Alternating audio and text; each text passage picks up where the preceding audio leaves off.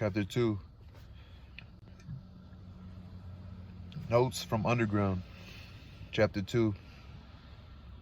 Now I'd like to tell you, gentlemen, whether you want to hear it or not, why I didn't even manage to become an insect. I solemnly declare that many times have I wanted to become an insect, but even that hasn't been granted me.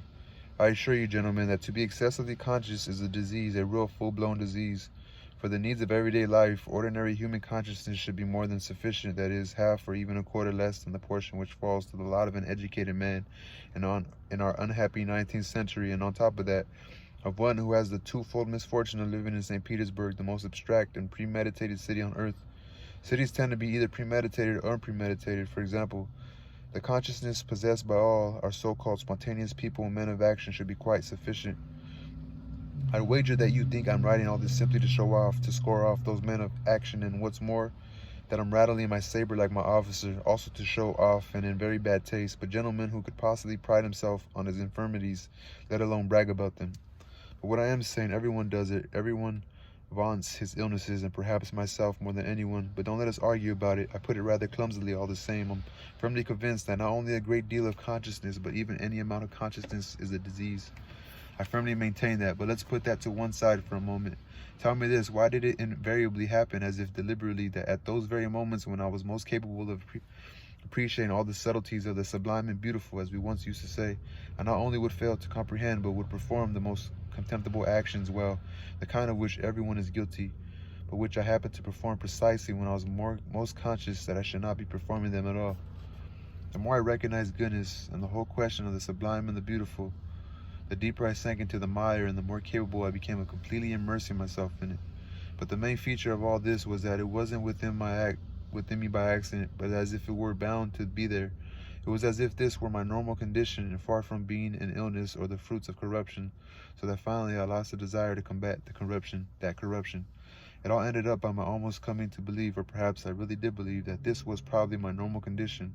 But at the very outset, how much agony I was forced to endure in that struggle. I didn't believe the same could happen to others, and so all my life I have kept it to myself like a secret. I was ashamed, and perhaps I am ashamed now. It reached a point where I felt an abnormal secret-based thrill of pleasure when returning to my corner on some positively foul St. Petersburg night, and I would feel intensely aware that once again I had done something vile that day. That's what done cannot be done. That what's done cannot be done, and inwardly, secretly, I would keep gnawing, nibbling, and eating away at myself until the bitterness finally turned into something shameful, damnable sweetness, and finally into serious, definite pleasure. Yes, pleasure. I stand by that. I broached the subject because I like to find out for certain, do others experience the same kind of pleasure? Let me explain. The pleasure I experienced came directly from being too vividly aware of my own degradation, from the feeling of having gone too far. That is, was foul. Oh, the feeling of having gone too far, from the feeling of having gone too far, that it was foul, but that it couldn't be otherwise, that there was no way out for you. That you'd never make yourself a different person, that even if there remained enough time and faith to change yourself into something different, you most probably wouldn't want to change yourself. That even if you did want to, you'd end up by doing nothing, because there might be, in fact, be nothing to change yourself into. But finally, and most importantly, all this proceeds from the normal, fundamental laws of heightened consciousness, and from the inertia which is a direct result of those laws, and therefore not only could you not change yourself, you simply do nothing at all. For instance, as a result of this intensified awareness, you are justified in being a scoundrel, as if it's of any comfort to a scoundrel that he himself feels that he's in fact a scoundrel. But that's enough. Good Lord, I've been waffling away, and what have I explained? How can one explain this feeling of pleasure? But I shall explain it. I shall pursue it to the bitter end. That's why I picked up my pen. I, for example, am extremely touchy. I'm as suspicious and as quick to take offense as a hunchback or a dwarf. But in fact, there have been moments when if someone had slapped my face, I might have been glad even of that. I mean this in all seriousness. Very likely I would have managed to derive pleasure of a kind even from that. I mean, of course, the pleasure of despair, but it's in despair that you discover the most intense pleasure, especially when you're actually conscious of the hopelessness of your predicament.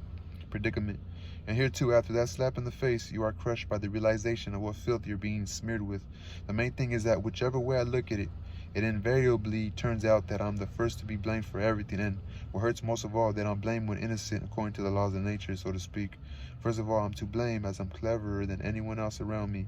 I've always considered myself cleverer than everyone else around me, and sometimes, would you believe, even felt ashamed of it. At all events, all my life, I somehow always looked away and could never look people straight in the face, and finally I'm guilty, since even if I'd had the magnanimity within me, my awareness of its utter futility would have caused me greater torments. I should probably have been unable to do anything because of my magnanimity. Neither forgive, since the offender might have slapped me according to the laws of nature, and you can't forgive the laws of nature, nor forget, since even if these are laws of nature, it still hurts. Finally, even had I not wanted to be magnanimous at all, but on the contrary, if I'd wanted to revenge on the if I'd wanted to take revenge on the offender, most probably I wouldn't even have been able to avenge myself on anyone for anything, since I probably would never have had the determination to do anything, even if I could. Why shouldn't I have had the determination? I'd like to say a few words about that in particular. All right, that was chapter 2.